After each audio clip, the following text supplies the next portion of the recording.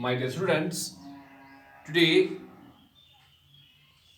we are supposed to resume from the rule number 6. We have learned 6 rules so far. It's now time to go through the rule number 7 of Concord. Let me tell you, the rule number 7 reads as: sometimes two subjects are regarded as representing one idea and then the verb taken is singular. My dear students, whenever two subjects are joined with a coordinating conjunction and if they are having the same idea, if the destination is same, the verb taken is singular, and that's what it means. For example, slow and steady wins the race. Here are two subjects, it's slow and steady. Slow and steady wins the race. They are having the same motive, they are representing the one idea, and that's why the verb taken is singular. Wins, it's singular, my dear. Number second example reads as: bread and butter is not the only aim of education. Let's see. There are two subjects joined with a coordinating conjunction and the subjects are bread and butter. Bread and butter, and their aim is only their and their aim is same, the only aim of education. So in that case we took the verb is in singular form as well. Singular form. Now the third example reads as: time and tide waits for none. Time and tide waits for none. Here two subjects, time and tide, are joined with a coordinating conjunction and they have the same motive. In that case, the verb taken is singular. So we came to know, whenever two subjects are joined with a coordinating conjunction, they are representing one idea, they are representing one motive, the verb taken is singular. Next rule, rule number 8. It's all about collective nouns. A collective noun takes a singular or plural verb according to the sense. If the idea of oneness is expressed, the verb must be singular. If the individuals of the collection are thought of, the verb must be plural. Example. Let me tell you first, what do we mean by collective noun? Collective noun simply means it's a kind of noun used to represent a group of people, animals, things, etc. In other words, when a name is given to a collection, we call that collective noun. Let me tell you, my dear students, the rule reads as: a collective noun takes a singular or plural verb. So collective noun, when used in a sentence as a subject, it can take singular as well as the plural verb. It depends upon its usage. Let's try to find out how. If it shows oneness, if the collective noun shows oneness, if the oneness is expressed, we use singular verb. If the individuals of the collections are thought of, if there is not unity, if there is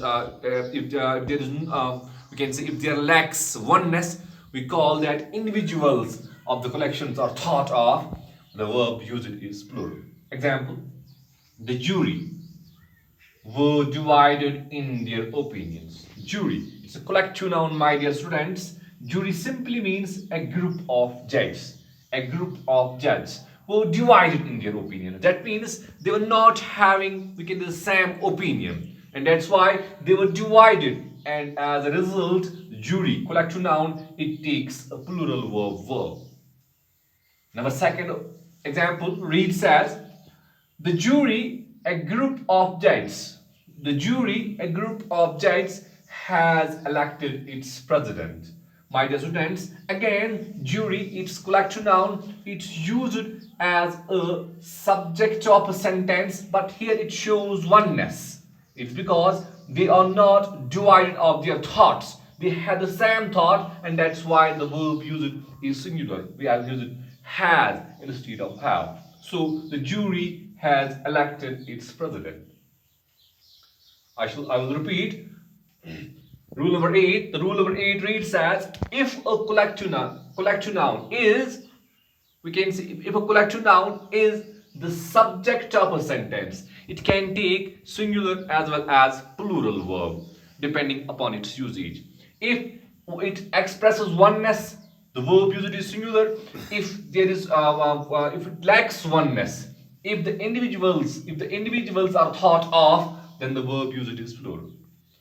Next rule, rule number 9, it reads as, there and here are never subjects in sentences that begin with these words. The subject is usually found in later on in the sentence.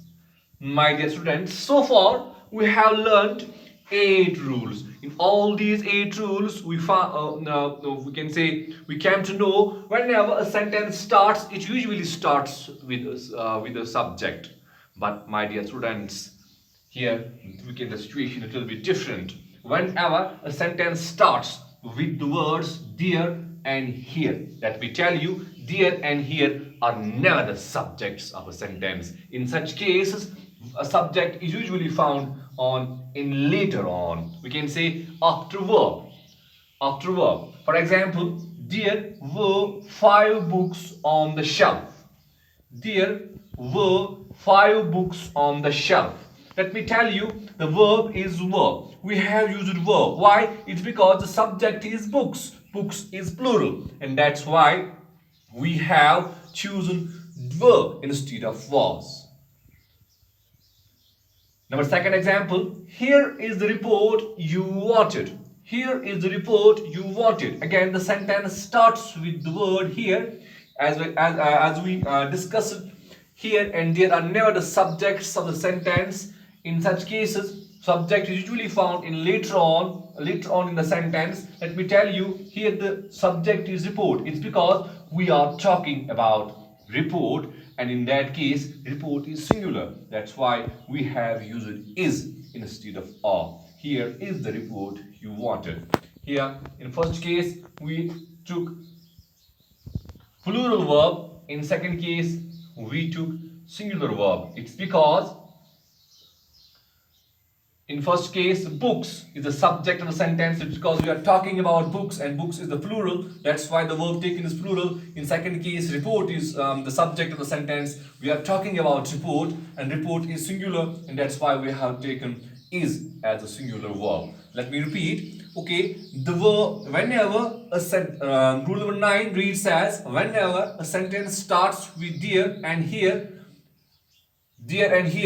it never acts as a subject of a sentence. In such cases, verb, we can say that in such cases, subject is usually found in later on.